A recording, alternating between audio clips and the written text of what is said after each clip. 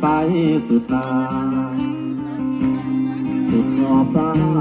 ขอบทะเลริ้วบอกขาวริ้วไกลฝนแค่คนต้นมะพร้าวหาดทรายขาวต้องเลขเขียวเรียบลื่นอย่างรากลงบนพื้นดินดินหัวแม่สายเลือดแม่ลูกแม่เดียวต้องอดทนร้อนเปรี้ยวแดดที่แพ้เขาหนาวลงคอแม่โจ้ตนสู้ลำบากอย่างนั้น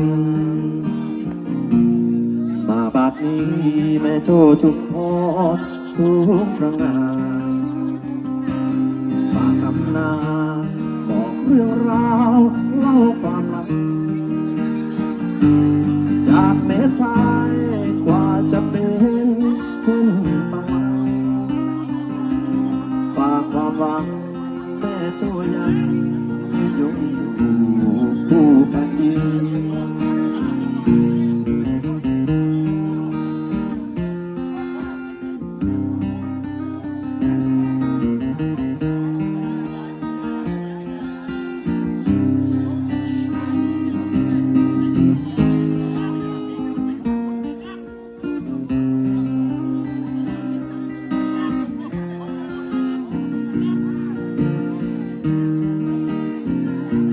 อย่างรากล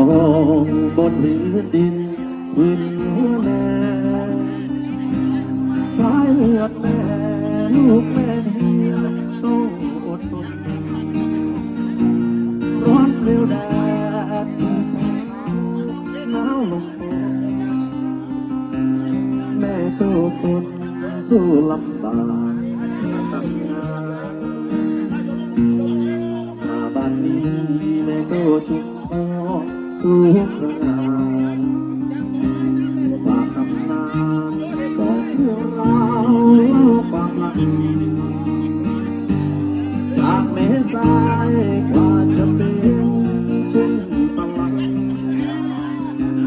ฝากความหวังแม่โจ้ยังยืนยงอยู่ผู้แผ่นดินฝากความหวังแม่โจ้ยังยืนยงอยู่ผู้แผ่นดิน